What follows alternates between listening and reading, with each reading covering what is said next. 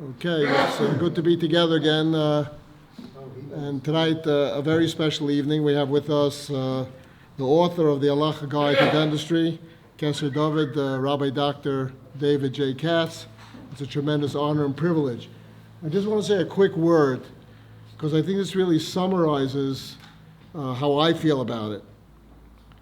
Here we have a book, somebody gave it to me today, a sefer, Halachos of Refuah on Shabbos. Very respectable, written within the last 10 years. And it says as follows: a tooth that has been knocked out may not be bonded back into place on Shabbos. However, if the injury occurs late Shabbos afternoon, close to the end of Shabbos, one may place the tooth back into its socket on Shabbos. Then immediately after Shabbos, he should go to the dentist or emergency room. The tooth is not muktzah. And the question that I asked myself when I came across this beautiful sefer is, and we mentioned it last week, some of us may want to be machmer, some of us may want to be makel, some of us may want to know or be sensitive to the issues for patients who may or may not ask, and what can we rely on for those who don't? And my question is, in a case like this, and I'm not saying we have to paskin this way. Well, I certainly do, and Rabbi Weiss does, and we're not poskim. If Rabbi Feinstein paskin 40 years ago, I was come out 1980 approximately, actually it was 85, that you absolutely can put it back in, and Rabbi Weiss paskin you absolutely can bond it in, and there's a dion in the sefer and a beautiful addendum to the sefer in the back. My question is, and I brought this up last time, a kala comes to me the day before the wedding. Can I tell her that I hold like this sefer and I can't put it back in? And I'm not saying the answer, but wouldn't we want to know that Rav Moshe says it's mutar lechatchila, zatzal? Wouldn't we want to know that Rabbi Shavai says that you can, must, and should? I take a step further, I don't really want to say it publicly. What happens in general if halacha says you can't and somebody then wants to sue you for not doing a medical procedure on Shabbos? Can you say, well, halacha doesn't permit me? But what do you do if there are days that say that you can? And now the patient says, it's very nice that you're a machmer, on whose cheshbon and whose account. I'm certainly not going to paskin, and even Dr. Katz doesn't paskin from what I understand. But he does such a beautiful job at addressing the issues that we need to look at, issues we need to think about, issues we need to have an opinion on. One of is, many years ago we had with Rabbi J.J. Schechter at Yeshivat HaKotel, if a person can't afford a root canal, are you allowed to pull out his tooth? What is the halachic position? What are the dayas, and where do we go? But it's not my evening. It's a tremendous, tremendous honor to have with us Rabbi Dr. Katz. I said it openly and I say it again. I'm a kana, I'm jealous. I sort of feel like I wish I would have done it. I certainly don't think I could have done a better job. There's just about no stone unturned, and yet there are still plenty little offshoots we need to address. But I think one can walk away with a tremendous clarity. And I say, Mishenichnas Adar Marbin B'Simcha. Amalek is Suffolk. Suffolk is Begamatria Amalek. Vayova Amalek is Suffolk. And Simcha Kataros Asfekos. Shloshim Yom Lefnei Achag, we need to be Osik B'Nyonei Chag, to be Mater Sfekot, to be Mater Asfekos. And certainly there are days here who one can rely on. Certainly there's a clarity of most of the sugyas. If we could sit with our Rav, Aselech HaRav, Nistalek Min HaSafek, it behooves us on Erev Purim, on Erev Adar, on Erev Gula, which is Hataras HaSfekos, as dentists, as professionals, if, as Rav Shlomo Zalman said, to have a license to practice dentistry al pi halacha, we need to know the halacha. It's not enough to have a license to practice dentistry. With no further ado, and a mazel tov to Dr. Katz, who had a grandson this morning. He should come to Simchas, and he's willing to stay a little bit later. I can't today, to answer maybe questions you might have. And believe that next week, after the bris, he'll be a whole different person, he'd be happy to address questions that you or others might have in this important sugya. And we appreciate your coming. Thank you. Let me just take this. Yeah. This is mine. Yeah? Okay. Where's mine? I'm going to write yours later. In fact, I'll do it later. Don't worry. If you leave it, I'll drop it off on Thursday. Maybe But this I'll write something special.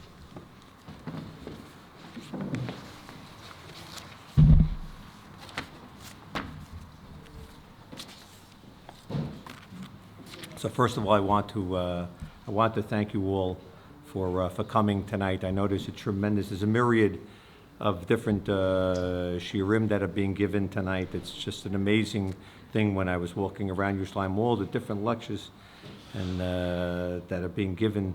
In fact, Rav Asher Weiss is giving it right in my backyard in Shaarei Chesed within an hour, who's become a very close chaver of mine, in fact, one of the poskim of the Sefer. And I know you all have very busy schedules, so I'm thankful for you for your coming, and quite honestly, I'm humbled by the response that the Sefer has received. Truly, it's a gift. But I first must start with Hakaros HaTov to Hashem Yisbarach, for having blessed me with the many opportunities that have come my way and for allowing me to complete this Sefer. It took over 7 years of research to research all the tshuvas cited and checking all the sources that were mentioned, both in secondary and tertiary sources. I mentioned to Dr. Stern before that I very early found out that going into secondary and tertiary sources was a mistake. A very close friend, a chaver of mine, Rabbi J.J. Shakta, had warned me that don't rely upon them, go into the original primary source. Oftentimes you'll find mistakes, and he was 100% correct. The source would be cited incorrectly, or it would be interpreted in a way that may not be the correct interpretation. So every source that you see in the Sefer was actually checked out thoroughly to make sure that it's accurate. And there were quite a number that were made. As a matter of fact, when the editor had my Sefer and he was going through it, he spotted a few mistakes that I made typos on. So it goes to show you how careful you have to be methodic. Also, I want to make a very quick, since this is being taped, I want to make a special note of the deep appreciation that I have to my dear wife, Tammy, whose encouragement and selfless dedication, devotion over the many years has enabled me to devote the time necessary to pursue and achieve my professional goals, as well as to devote the additional time necessary to study these topics mentioned in the Sefer. She is the paradigm of an Eishes Chayil. Also, I'd like to make an expression of gratitude to the Gedolim and the Rebbeim who were instrumental in the creation of the Sefer and who supported me unceasingly.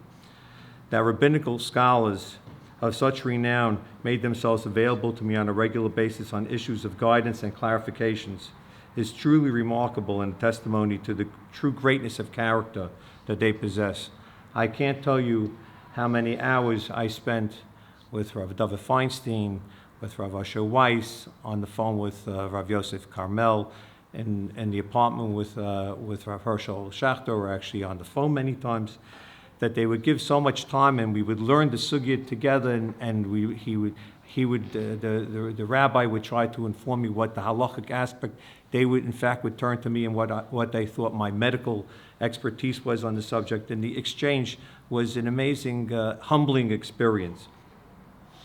A special acknowledgement of the presence of someone that I admired from afar for many years has to be made right now. I want to make special note of Dr. Fred Rosner, one of the great medical halacha and medical ethicists of our times, as well as my colleague, Dr. Mordechai Stern, who has arranged the series and who has asked many of the same questions that I have worked on. In fact, he was troubled. He told me personally that I had not dealt with more issues of Chasha Mishpat. But as I explained to him, I was advised by Rav Asher Weiss not to, and maybe pursue it at a separate time, because it was a sugya that would probably take a whole volume unto itself.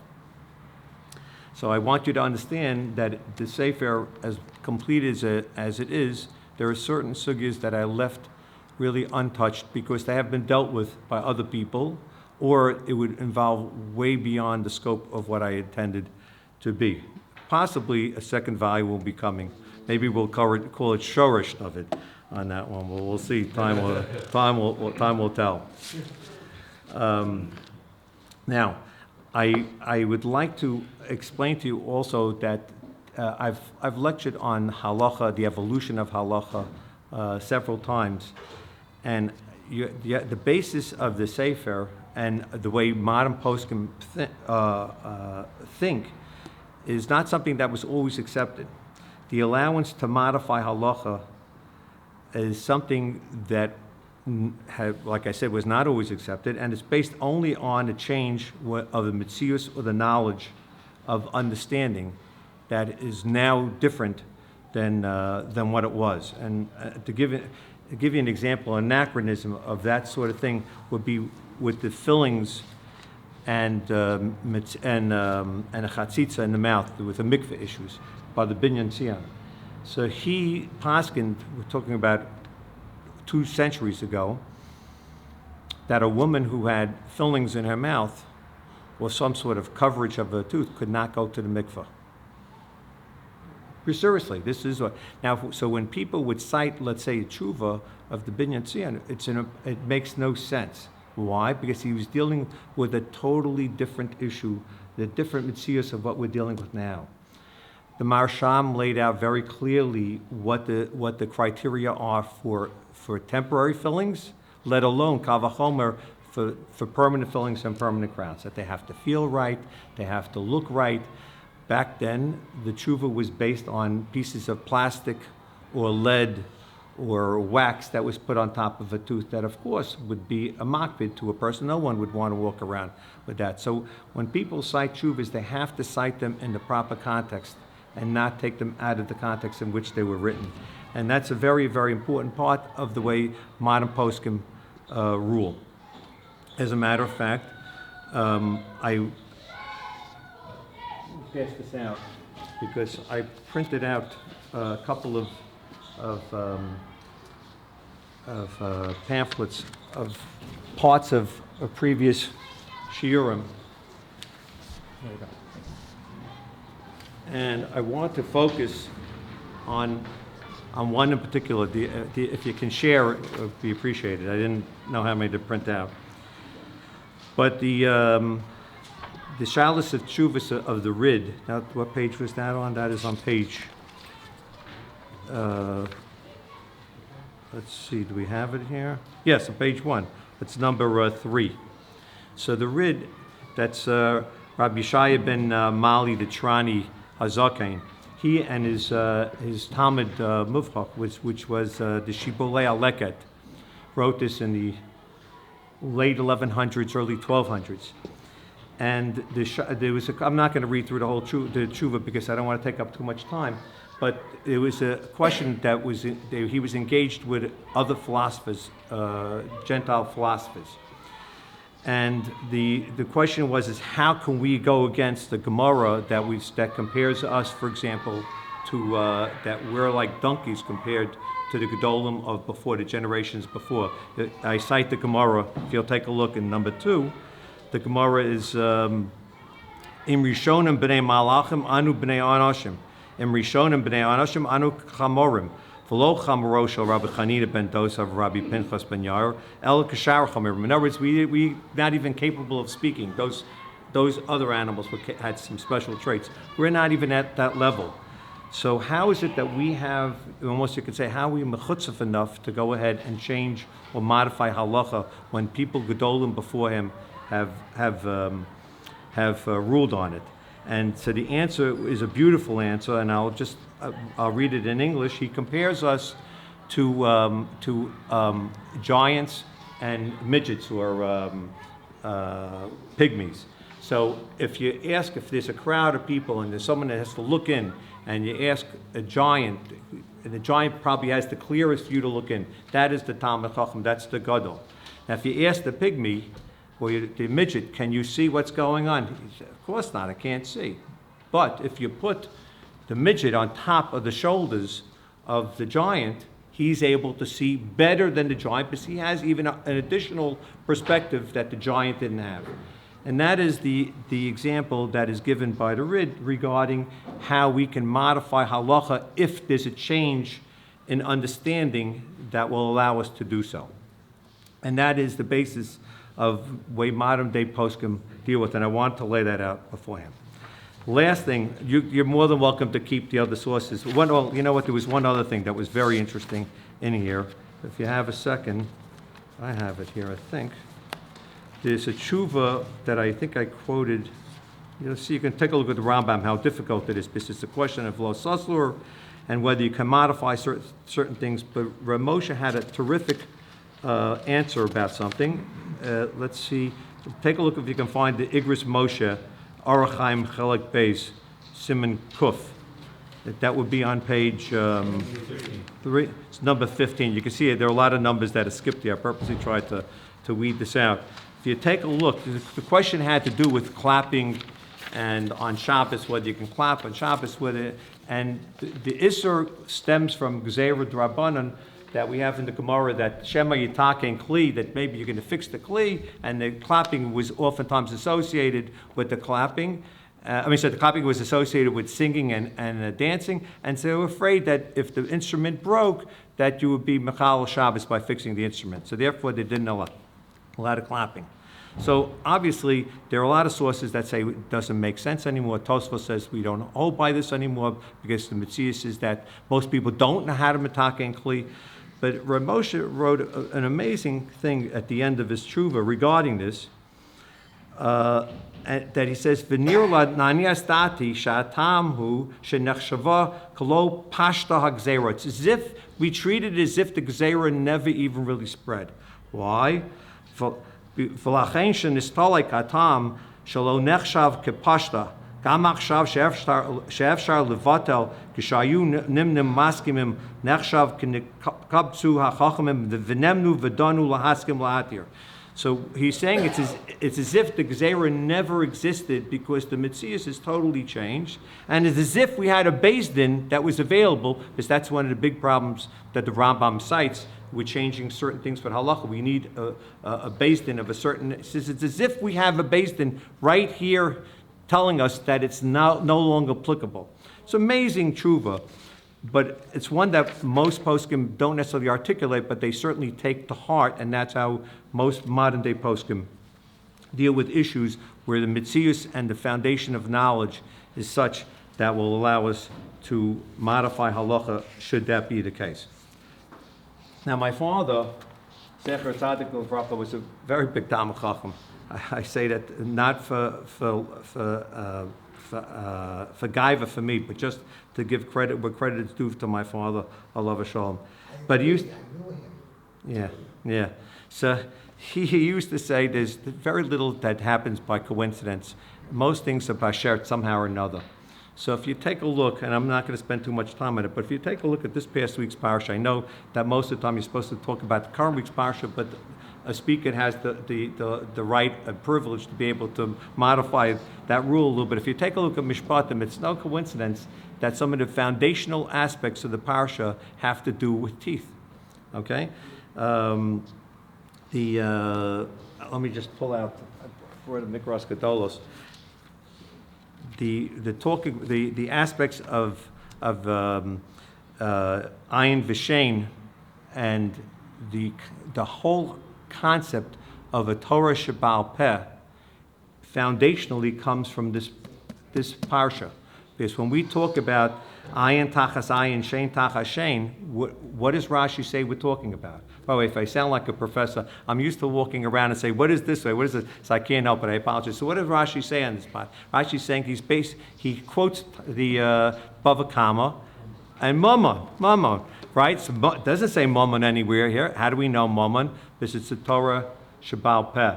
So foundationally, we almost learn anything from Torah Sheba'al Peh. This is one of the paradigm of the aspect of Torah Sheba'al Peh. It's right here. We learn also. Rashi says another interesting thing, which Dr. Stern mentioned a week or two ago, if I recall. We were talking about the halachic aspect. I'm sorry, I better stay in place. I'm used to moving. Okay. So the halachic, what is the status of a tooth, of a shane? Does it have a halachic status of an aver or not? And it's a fairly complicated machlokas. Most people will never say that it's shane by itself is an aver, but the loss of a shane, a loss of a tooth, affects the jaw, and in so it affects based on the Avnei Nezer, which Dr. Razda beautifully spoke about and wrote about in Dental Emergencies on Shabbos with Rabbi Tenla 30 years ago. Based on the Avnei Nezer, the function, it's not just a loss of the limb, loss of the aver, it's a modification or an effect on the function of the limb, at least according to the Avnei Nezer, and particularly according to Rav Asher Weiss and Rav Dovid Feinstein. But it's not a clear-cut thing. In fact, some people link the whole concept of a tooth to tumah. And since it doesn't convey tumah, it's not really a limb. But if you take a look in Rashi compares it to a limb, and in particular, Rashbam says, Pasuk zeh kulo bechesron evarim, specifically referring it as a possible aver. Now, I'm not saying it's an aver, but it's something that, in other words, it's something that you can think about possibly where it's nogea to an aver. Because why otherwise would you think that a shane would allow a slave to go yotzei, chavshi? Because it's hard to believe that you're putting it on the level of an arm or a leg or an eye, but obviously if it affects the function, it makes perfect sense, at least according to the Rashbam that I just cited. There are some other things in here also. They talk about primary teeth that Rashi talks about when they talk about, it's an amazing subject, right out of this week's parsha, that primary teeth, you don't go out for, a slave does not go free, it's only for a permanent tooth. That's why it's compared to an iron, because if it was a primary tooth, it's not something that's permanent, so it has to be permanent. Rashi mentions it at the end of his sugya regarding ayin and shame, why both had to be mentioned together. So that's this past week's parsha. Anybody doing Daf Yomi? No? All right. So Daf Yomi, yesterday and today. So today was it's Chaf Zayin. Tomorrow is Chaf Ches and Avodah Zarah. All the halachas. This is right up Dr. Razan's alley again. All the halachas of refuah on Shabbos, or I say not all of them, but a tremendous amount of the halachas of refuah Shabbos come out of today's daf and tomorrow's daf. Amazing coincidence. I don't know if it's coincidence, but it's an amazing thing that you see out here. What are some of the subjects that are there besides? First, in today's daf and tomorrow's daf, is taking medical and dental treatment from a goy. Right over here, right? Any affliction that requires a diagnostic assessment, we may desecrate the Shabbos for. That's a whole sugi here about diagnostic assessments. You can't, until you've determined what the problem is, everybody's in a safek pikuach nefesh. Once you've determined what the problem is, within limits, then you start to differentiate between the different categories. Then the daf also deals with internal illnesses, specifically dental issues that one can treat on Shabbos.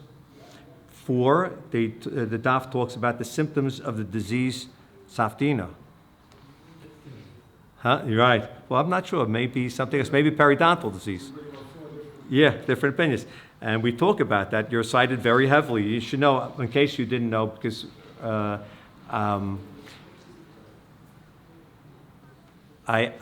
wrote a particular pasuk. Rabbi Dr. Rosner very humbly came to me and asked him if I can write something in his sefer before, and I wrote a pasuk which I thought was fitting. I always try to think of a pasuk that I think is fitting to a person. So I wrote down, Aseh Torascha Keva, Emor Ma V'aseh Arbei, V'heve Mikabel Eskol Adam B'Sefer Panim Yafos. I don't know of any one of those 3 that is not fitting to you. And again, I want to pay tribute to you because, he is the author of the translation of biblical and Talmudic medicine, as well as many other works, dental emergencies on Shabbos, a lot. So we have really one of the gedolim of this generation regarding medical halacha and ethics with us. The last thing that came out of today's daf is the understanding that illnesses of parts of the body can affect the function of the heart. As they talk about in today's daf about an eye infection traveling to and affecting heart muscle. Well, it's the exact same thing we deal with teeth. We worry about bacterial endocarditis all the time with different prophylactic antibiotics, things of that nature. We worry about cavernous sinus thrombosis with the spread of infections. Today, it's right out of today's daf. Anyway, that's from today and today's parsha, today's daf and tomorrow's daf, and from this past week's parsha. It's amazing. So you will see, if you focus, you'll see how much comes out of the everyday learning that you find a basis and allows certain halachas to be developed in front of our eyes. Now, I explained to you before the format of the way I usually lecture. I've had a pretty good introduction, but the format of my lecture is usually not the lecture per se. I like to have interactive participation with residents and with dental students. So I'm going to try to do my best not to embarrass anybody. And I'll also, but I want you to feel free to ask a question or interrupt, or if I ask out a question, please feel free to give an answer. Yes, Dr. Rasa. I'd like to just rephrase something that you said earlier. Please. The halacha never changes. It's the application of the halacha to the specific scientific advance or the situation as we now have it. So you mentioned that in sort of in a roundabout way, but I think it's worth emphasizing that the halacha never changes. That is almost verbatim what the Rav says. It's almost exactly what the Rav says. That's correct. I appreciate your putting my words into proper context. That's absolutely correct. Absolutely. In fact, you will see that written. I don't remember too many things by heart, but my sefer I know pretty much by heart. You'll find that quote at the end of chapter 8. I struggled a lot with that particular chapter because it's a very controversial chapter. It has to do with whether Kohanim can go to medical or dental school and what level of participation they can involve themselves in. But the second part of the chapter has to do with innovation and precedent in halacha, and where innovation can be used or not used, and that is the specific guideline that is used. That and as Rav Shechter used phrases, the Mesorah being the ethos of halacha, what the ethos is. I'm sorry? There's no way you can avoid tumors and skeletons and so Right. on. I'm not going to get, that chapter is not something that I want to get into on here, but the simplest way that I can, or the briefest way I can deal with that particular chapter is try to look for alternatives to go to schools where there's no active participation. When there's no active participation, there is room for leniency. Same thing, yes, exactly. But so if you can find a program that does not involve active dissection, or even if it's involving a non-dissection and out of a room, Making plastic models. that's exactly right. I was going to say, yes, exactly. So that is really that's the solution to it, and that's what I recommend in most Kohanim. Christensen from Provo, Utah, you all know. He's all And friend he of said in several states, they have or are passing a law. We don't care how you pass your boards. That's your business. If you acquire the knowledge, you can take the boards and get a license. So they are talking about alternatives to going to dental school and certainly to touching cadavers. Yeah, but to be fair, Dr. Rosner, I know you've written significantly on this, and I am, God forbid, not disagreeing with you in any way, because I've already stated my position to you, but you have to understand there are other deos that are out there that are respectable people that were, for example, chief rabbis of Israel. I'm not talking about the most recent one, the chief rabbi, but we're talking about Rav Unterman, exactly, Rav Herzog. There are several rabbis that were, I would hesitate to say were makil, but were certainly more lenient in thought. And as you and I both know, Reb Moshe's tshuva was actually written against a kuntris. You yourself wrote this, a kuntris that he had gotten from Rav Schwab in the Washington Heights community, and he tacked it on the basis of two items that came to him. One was that, and this is arguable, you have to think about it. Reb Moshe paskined of a situation of pikuach nefesh has to be lifanenu. Okay? Now, not all poskim hold that pikuach nefesh has to be lifanenu. We can say pikuach nefesh lo lifanenu, or chola lo lifanenu. But Reb Moshe does not hold that way. What's that? That's right. That's right. That's the concept behind autopsies that was used as a shita with autopsies. Exactly right. So to be fair, there are deaths. And then the second thing that Reb Moshe had to deal with, Reb Moshe, what happened was this was a tshuva that was written in the late 1960s that Dr. Rosner, well, I'm a little off on a tangent, but this is important. There was a tshuva that was written that was circulating in the Washington Heights community that came to the attention of Rav Schwab, who forwarded it to Rav Moshe. And they allowed the Kohanim to participate in anatomy, dissection in school, based on two things. And this was vehemently attacked by Rav Moshe in his tshuva. One was the fact of chola lola fanenu. Rav Moshe does not hold by that. Okay, and another aspect of it is that they argue that there were other rabbis who were known Talmidei Chachamim who were Kohanim during the Middle Ages that had to have participated with dissection in order to have gotten some sort of a license to practice within the guild. Yes, that's right, within the guild system. So they had to participate. So how could it possibly, if it was good enough for them, why isn't it good enough for us? This was basically what was the tshuva that was given. So Rav Moshe vehemently attacks that and says, Chas v'sholom, you should ever cast that sort of an aspersion on Gedolim. They would never have participated with that. They did it by observation or by people instructing them, but they didn't actively ever participate. So if you read the tshuva carefully, that is the thrust of his tshuva. Now, I'm not saying that if we asked for Moshe today, he would be makil. Not at all. I think that he would not, because he took the tum of Kohanim to be very, very seriously, and I've had many, many hours of discussion with Rav Dovid Feinstein. So I feel comfortable in what I'm saying on this. Yeah. Yeah, he's not looking exact, but he doesn't hold that way. He holds that there's no, yeah. But actually, that's another thing. He's not such a das yachid, but it's certainly a minority opinion. It's certainly, it's not the, you have the Shulte Giborim that are in there also. There are a couple, it's a minority opinion. Just to clarify, the Rabbi holds that if you're already Tameh, that's it.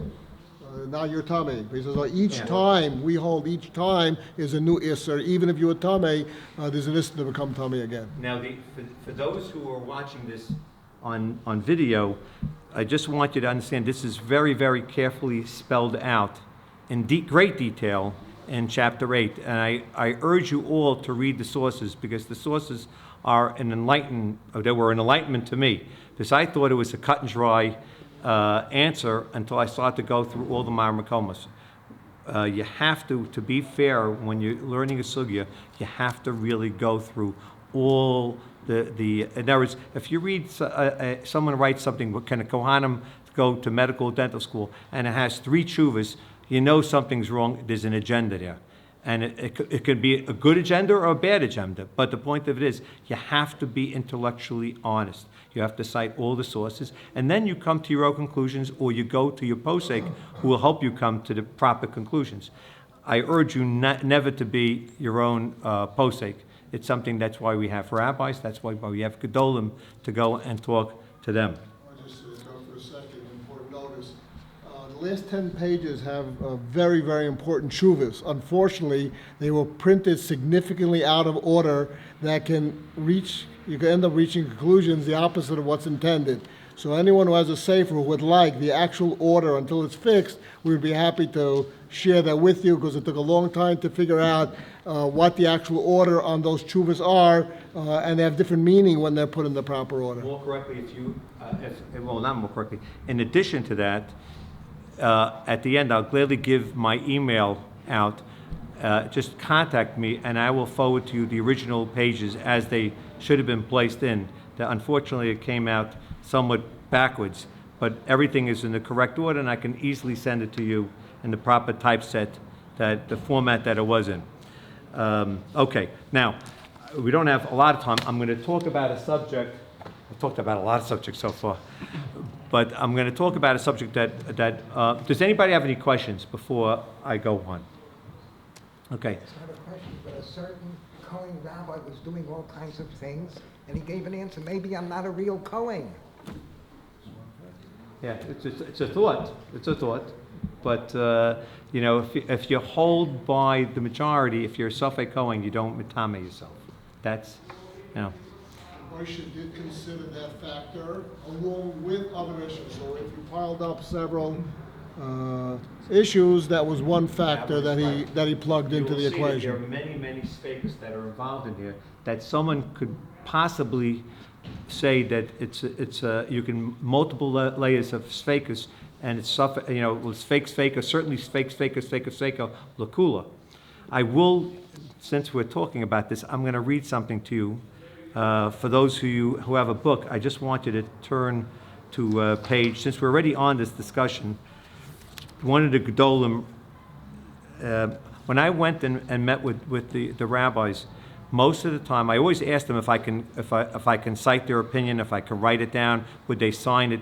I never would write or say anything in their name without their permission. And I would say maybe there were 3 times that we learned particular sugyas that I was told not to mention their name or not to even mention what their opinion was.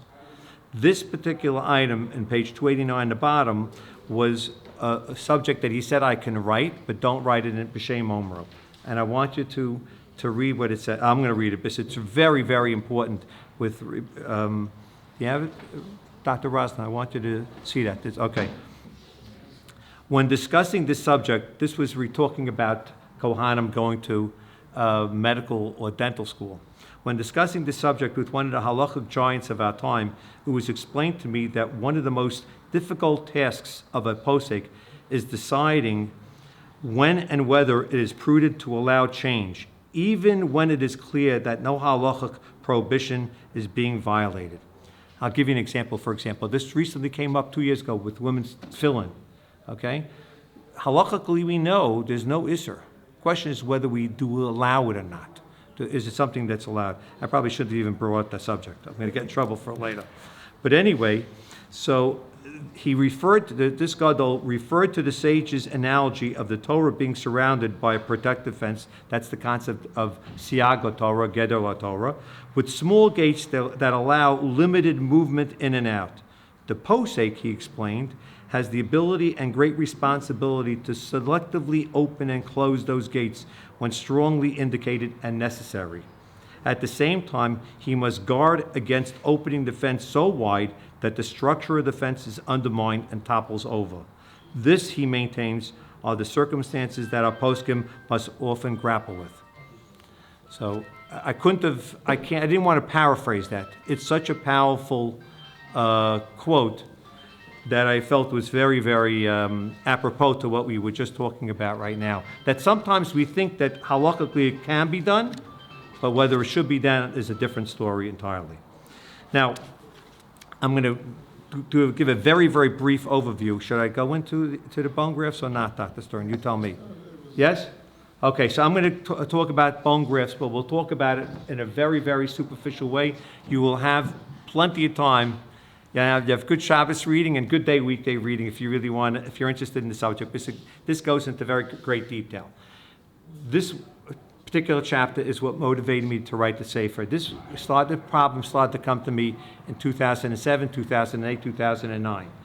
And I had to keep finding out how to allow it, how not to allow it. It's not me. I had to keep going to the rabbis, to Rabbi Feinstein in particular, and to Rav Asher Weiss. Those were the two, actually, and also Rav Carmel. Those were the three people that I really dealt with in trying to get an answer on what was the best way. But what I did was, because there was never a tshuva written regarding this at all, I decided to do a sampling of some of the main poskim that I knew that dealt with medical halacha. Now, just out of curiosity, who are dentists here? Okay, so what would you think is the percentage of, when you extract a tooth, what do you think is the percentage, if there's going to be any future work in that area, what is the percentage of bone grafts that are done in conjunction with an extraction, with there's going to be future replacement later? Let's say an implant or some sort of a partial or something like that. Anybody have any idea? Well, I get the answer, because I always get these things from the ADA and from the CDC. So I'm on contact. It's one of my jobs in the hospital is always try to get figures, because I need to know those figures, particularly with viruses and bacteria and also these sort of things. So it turns out that right now it's estimated, because he said his answer was taka right. It's impossible to know 100%, but it's estimated that it's 60% of all extractions have an associated bone graft done with it at the same time. So bone grafts are really an amazingly important part of dentistry for the future. Also, bone grafts are used for spinal issues, for maxillofacial defects, for certain surgeries to the pelvis and spine, and spinal fusion, certain aspects for sinus. It's used in many different uses. Split ridge procedures, we sometimes graft in bone. So it has a tremendous amount of use. Now, anybody know there are four main materials, source materials that are used for bone grafts? Anybody have any idea what they are? Anybody want to share their knowledge with me? Go ahead, please. Synthetic. Right. Bovine. Right, bovines and xenograft, that's number 2, yeah. Work up. Allografts. Allografts are from allografts from another human. right, a cadaver graft, so to speak. Cadaver, right. Right. And the last one would be Autogenous, from your own body. Those are the four main. And he gave it in a beautiful order, because that is the order in which they're most accepted by the body, going upwards. The best is obviously your own bone. The next is an allograft. And this has all statistically been proven through many studies.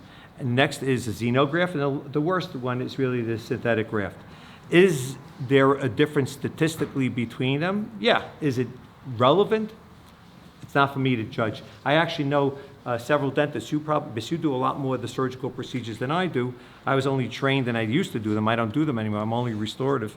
But a lot of surgeons actually mix the allograft with xenograft.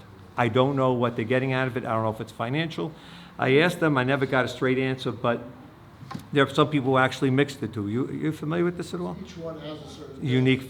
I just want to say that today I use 2% of the human or animal grafting that I used today. It's 98% Xenograft. synthetic. Oh, synthetic. 98% with as good results. By the way, there are 2 tshuvas in the matter. One is in Minchas Asher. Rabbi Asher Weiss has a tshuva on bone grafting, and 2, a personal tshuva. Rabbi Yoshev Zatzal in his Sefer has a tshuva on the different grafts. Right. So in fact, those tshuvas are cited here at the end of the chapter. Now, what are the issues regarding, this is not an issue just, by the way, for Kohanim. Bone grafts is an issue even for a Stam Yid. There are three Isurim, 3 prohibitions, arguably are doraisas, arguably biblical, or possibly it's a machlokas whether they are rabbinic. But what are the 3 prohibitions? Right, Hanos Hameis. Turn to page 216. I'll help you out. What? No, Tuma is no that, but that's not for a Stam Yid. For a Stam Yid, it's Nivel Hameis, hanoas hames, al halonas hames. So mutilation is nivul.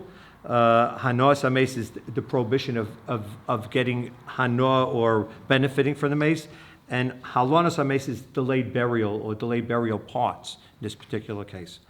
Now you're gonna read in the chapter the breakdown of that, where it comes, what the source is, which I try to always develop the halacha, the source, right? You have to go? Oh, it's yeah. Thank you. I'll try to finish. I'll try to wrap it up right now. Bottom line, okay. This you're going to really see. I'm a time constraint. Okay. This is a lecture. This is a 3-part lecture. So I'm trying to condense it in 20 minutes. It's my fault. It's too much of an introduction.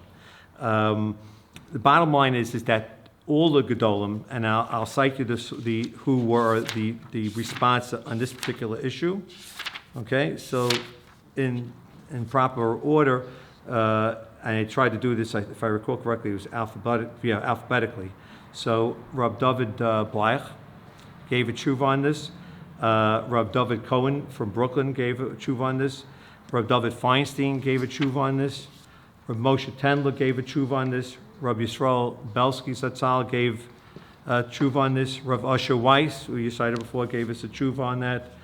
And also Eretz Chemda, Rav Carmel, gave us a tshuva on this. All were lahakel, all were makel on this, all were lenient on this issue, but they all had certain different issues that they made small nuances. The main difference in this particular issue of how they told you to use the material was whether or not there was a true panim chadashas or a true shinui that took place with the material. See, what happens is that the bone graft material comes from multiple bone donors, multiple cadavers, not from a single person. And the bone is given, and the assumption is it's from a guy, because most organ donations don't come from Jewish people. So the assumption based on Rove is that it's a guy that was donor of the bone. And we hold that when this bone that's donated is ground down, almost, we would say almost nifrach kekemach, almost to flour-like. And it's an argument, does it have to be flour or can it be even granule? In this particular case, I'd say, honestly, it is not flour, it is more granular. Am I right? Yeah, certainly it's not flour, but most achronim hold that the grain is enough of a nifrach. So right, we're not dealing with block grafts. Yeah, block grafts is a different issue entirely. Block grafts, it's a totally different issue. Commissioner, I do have to say something that I think is often overlooked. While all the poskim basically give root to be makel, there's definitely makom lahachmer, and does it behoove us to share with a Kohen or a patient? You need to know that yesham alismoch, but you may want to drink Chol Yisrael. That's right, absolutely correct. So there are different ways in which they all allow its use. It's a question of how it's allowed. How is it used? Because, for example, what I started to say was the bone, after it's ground down, is put through different treatments by the different manufacturers. Different manufacturers treat it with different secret methods, just like Coke has its secret ingredients. They have their own secret methods, but they're all treated with certain aspects of sterilization with chemicals and high heat. What's that? And acids. That was the key thing was acids. I meant to say acids. So they're all treated that way, and so the thought is it's not really bone anymore. See, when we put in bone, we call it bone grafts just for the people to understand what they are, but this is not really a true bone graft. This is what we call biological scaffolding. It's very, very important to understand, because if it was true bone, the likelihood is the body would have rejected it as being foreign. This is the whole change is, it's in my opinion, it's a total change. And it's not at all rejected by, most of the time it's not rejected by the body because it has really changed, which is not the case necessarily with blocks. Block material is also treated, but in a slightly different way. In any case, the granules are then put together. We hold halachically, even though it's machlokus, that the particles are not mitzarif, don't come together. There's certain a level of material or a certain size of material that conveys tumah, okay? And the rule of thumb with bone is etzem kesor. It has to be at least the size of a grain of size of barley, size of barley. Etzem kesora. And if that's ground down you're coming from different bodies, first of all, it's eino mitzarif. The different pieces are not in it by itself the size of etzem kesora. And even if you were to put them together, it's not mitzarif. They don't count as more than a kesora, because it has to be a single piece that is that size. So we're not dealing with that situation. Nevertheless, certain poskim want to be very, very careful about it. They're not convinced that there's a true shinui that took place, and they're not 100% that it came from from multiple donors, because there is one manufacturer that I believe that actually uses one source for each one. So as a result, and so the question is, can we be somech on rov or not? And if there's a way to avoid being somech on rov, should we do it? So most of the tshuvas allow us to use it more or less outright. But there are others that say no, you can only take, because there's a chashash, there's a fear that there's not a shinui, and you don't want to take more than a certain amount, holding more than a sorah. So therefore, you only take a small amount at a time. Okay, that's Rabbi Dovid Feinstein's, and that's actually, if I'm not mistaken, Rabbi Dovid Feinstein holds that way, Rabbi Tendler holds that way, and I think Rav Bleich, I think, holds that way. No, I'm not saying it's practical. Not, you can do it. You can go back and forth. No, but how do you put it in the dish to begin with? No, you don't do that. You don't do that. You're not lifting it up per se. That's for the dental assistant. The dental assistant does he gives a whole explanation. You'll take a look of what the procedure is. She opens it up. She puts it on, and you take with it. What's that? Yeah. Here's Welcome to your yeah. By the way, yeah. So anyway, but then again, you could be somech on the suffix, because there's so many layers of suffix here. I didn't even talk about one that's I think very, very applicable. The Rambam holds that nisrafa, that shenisbalbo tsuraso. That what happens is that if a body is burned beyond recognition, does it mitame? No. Rambam says a mace that's shenisbalbo tsuraso, that's burnt beyond recognition, is not mitame. So the question is when we apply the bone, where the bone is treated by the companies with acid, which creates a burn, is that also something that will not convey tumah anymore, because it's already been changed? So that remains that's a machlokas of the poskim. The poskim, some accept it as being an actual change, and that's nispalba tzuraso. Others don't. And I just realized I forgot to bring something out that was very, very important about the biological scaffolding. It must be remembered that this material does not stay there as it is. It's put in as a scaffold. It's put in, and if you did a study, if they were able to put some like radioisotopes to trace what happens over the course of time with the bone or the bone graft that's been put in, you will find within a year it's totally gone. Because that's what I'm telling you. This is what the research shows. You say no, but it could be. It depends what bone you're talking about. What's that? It depends what bone you're talking about. So which bone are we talking about? The higher the temperature that they burn it at, the longer it stays. Okay. Because it's not bone anymore. That's right, correct. It becomes a ceramic. That's right. So all I can tell you is I'm not arguing with you. You're probably correct. I don't know at what level the material we're talking about, but except different materials. But according to the classic studies, which are cited in here, you'll take a look and you go back to the source, you'll see that they say that the material strictly acts as a scaffold, and the bone, the osteoblasts and the vascular cells go through, and then eventually, after bone gets put down by the osteoblasts of the body, the osteoclasts resorb what was placed. This is in the ideal world. Okay? Well, what happens is what you put in there is no longer there. No, I understand. Look, they're all different levels of the, exactly, it's You're gonna complicated. have to stay in Israel for a few months so that we can resolve it. Yeah. Dr. Katz will stay after 9 to answer questions, and Lee Nether, he'll be back next week.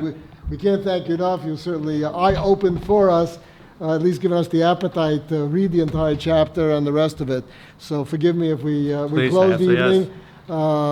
And the mission to be continued with Dr. Katz. We will get more talks. And those who would like to stay, if anyone would like to say for Dr. Katz brought a few for him, I'd be happy to share them with you. Thank you very much. Thank you. I'll see you on Mirza Hashem on Thursday. Okay. Where's your safe phone?